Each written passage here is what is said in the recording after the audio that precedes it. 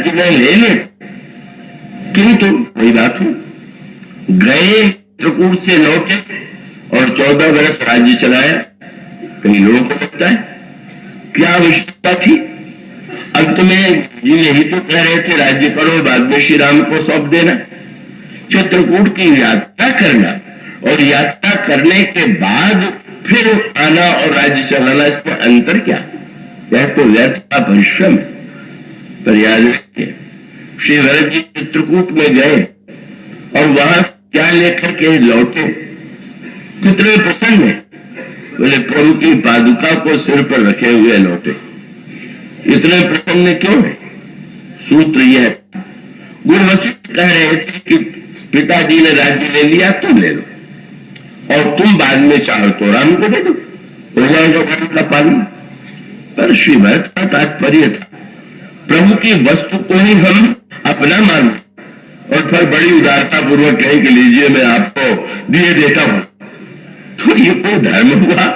कोई आपका जेब कतर ले और बाद में 10 रुपया निकाल के कहे कि लीजिए अब आपको बड़ा संकट है तो हम उतने दे रहे हैं।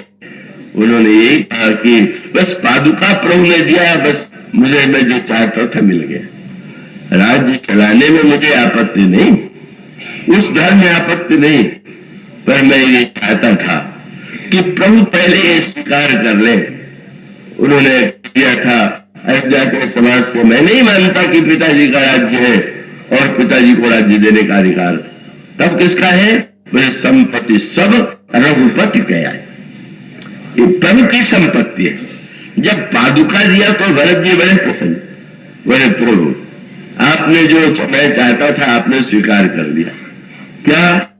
बोले जब आपने पादुका दिया तो आप तो जानते ही हैं कि प्रत्येक व्यक्ति की पादुका अलग होती है और दूसरे की पादुका में दूसरा का पैर उचित भी नहीं है और वो ठीक उस पर रह भी नहीं सकता।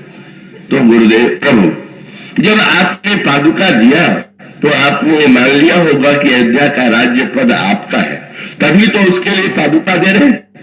और जब आप मान लिया तो भरत तो सिंहासन प्रभु पादुका बैठा रे निपाद, पादुका पर बैठा दिया। उसका अभिप्राय यह है स्वामी बनकर के राज्य चलाना एक बात, और सेवक के रूप में वस्तु प्रभु की है, राज्य प्रभु का है, और वो वस्तु प्रभु की मान करके राज्य के संचालन का जो एक क्रम है धर्म की, मानो कर्तव्य कर्म का पालन है, धर्म का पालन है। और राज्य को क्या कहना है, श्री भरत ने कितना अद्भुत राज्य चलाया। बल्कि किसी ने विरोध में कहा कि श्री भरत जी सारे समाज को लेकर के आए, प्रभु को लौटाने चलेंगे, तो वो तो सफल हुए नहीं, प्रभु तो वन में ही रह गए। तो गोस्वामी जी ने कहा रहस्य दूसरा था। जब पादुका को श्री भरत ने सिर पर धारण किया तो श्री भरत ने उसको दूसरे रूप में भी देखा। क्या?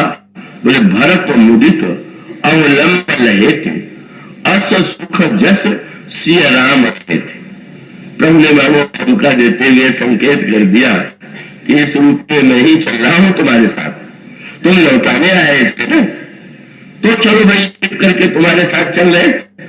अब प्रत्यक्ष जाएंगे तो लोग कहे मर्यादा और सत्य का अतिक्रमण हो गया, तुम्हारी बात तो मैं टाल नहीं सकता। मानो श्री भरत को लगा तुम लौट रहे। किसी ने मुझसे पूछा कि पादुका में भी यदि आप हैं और इस रूप में भी आप, तो आप पादुका को वन में छोड़ देते और भरत के साथ लौट जाते तो शायद अधिक ठीक होता। प्रभु ने हंस के कहा ये संसार वाले मुझको देख ले तो वही बहुत है, पादुका में मुझे देने वाली जो दृष्टि है देखने वाली तो भरत के पास।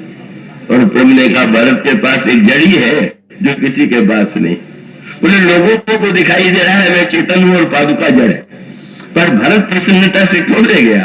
बोले उसके पास एक दवा है, जड़ी है, और वो क्या है? बोले हो तो भूतल भाव भरत को अचर चर चर अचर कर चेतन को भी जड़ को भी चेतन बनाने वाली दृष्टि, इस मुझे देखने वाली दृष्टि। और सचमुच मानो एक धर्म का सूत्र ही है कि धर्म के मूल में जब तक हम ये न स्वीकार कर ले कि ईश्वर की आस्था, ईश्वर के प्रति भावना, ईश्वर के प्रति भक्ति, मानो यह तत्व ज्ञान संपत्ति सब रघुपति के आई, और यह भावना कि व्यक्ति तो प्रभु को सर्वत्र अनुभव करता हुआ, सर्वत्र केवल जिस समय धर्म का पालन अपने अभिमान से व्यक्ति करेगा, तब तक उसका धर्म के रूप में उसको कभी सही क्रिया करा देगा और कभी उसके द्वारा सही क्रिया का अभाव होगा। मानो श्री भरत ने जो धर्म दिया वह धर्म ही ऐसा कि 14 वर्ष तक वह दिव्य राज स्थापित हुआ कि जब प्रभु लौट के आए, गुरुदेव ने कहा राम स्नान कर लो। प्रभु ने लोगों से कहा पहले बंदरों हमारे मित्रों को स्नान कराओ। श्री भरत लक्ष्मण शत्रुघ्न आकर के कहने लगे प्रभु हम तो आपकी आज्ञा, हम तो सेवा करें। उस समय प्रभु ने मुस्कुरा करके भरत से यही कहा, जो स्नान के लिए आसन था प्रभु ने उस पर बैठा दिया भरत को और कहने लगे देखो तुम तो मेरी आज्ञा का पालन करने वाले हो, फिर राजा के रूप में अब तुम बैठ जाओ, मैं जो करूं उसको स्वीकार करो। भरत बैठे हुए चौकी पर और प्रभु पीछे खड़े। प्रभु का अभिप्राय क्या था? वो है जो सार्वजनिक सभा में देखेंगे उनको लगेगा कि मैं बैठा हूं और सेवक के रूप में तुम खड़े हो, पर जो भीतर बैठ के देखेंगे उनको दिखाई देगा कि वस्तुतः इस राज्य के स्वामी तो तुम हो, पीछे मैं खड़ा हुआ। पीछे खड़े हो गए और जिस समय उनके बाल सुझाने लगे, पुण्य करुणा ने भरत हकारे, निज कर राम पिता निर्वारे। बाल बुलंद जाए, 14 वर्ष तक कितनी कठिन बात है, उनको धीरे धीरे सुलझाना। भरत जी ने व्याकुल होकर के कहा प्रभु बहुत शीघ्र लोग प्रतीक्षा कर रहे हैं, ये आपने इस समय क्या कष्ट का कार्य ले लिया। प्रभु ने हंस करके भरत से कहा भरत शीघ्रता क्या है, राजा आसन पर बैठ करके प्रजा की समस्याओं को ही तो सुलझाता है। सो अयोध्या की सारी समस्या तो तुम्हें नहीं सुलझा दिया, मुझे तो तुम्हारा बाल ही सुलझाना बाकी है, इसलिए अब मैं क्या करूं। मैं जानता हूं कि अब कोई अयोध्या में समस्या नहीं है, वो जो चरित्र का परिवर्तन है वो भरत के चिंतन, भरत के धर्म का परिणाम है। मैं जानता हूं समय ही है। तो जरा काल के विरुद्ध आज चले गए थे तो कथा ही जो थी उधर काल और समाज की धारणा को बदलने की थी, पर अब यह भरत का जो चरित्र है अद्भुत है, अनुपम है, निरवधि गुण निरुपम पुरुष, भरत समझान कहिए सुमेरु की सेर सम, कवि कुल मत सकुचान। श्री भरत का प्रेम, भरत की भावना, भरत की भक्ति, भरत का चरित्र अगर उसकी छाया भी हमारे जीवन में उतर सके हम धन्य हो सकते हैं। आप लोगों के प्रति नमन करता हुआ बोलिए यावर राम जाम भेषज हर घोर तूल सो पालु वही तो ही पर रहु सदा अनुकूल श्यावर राम।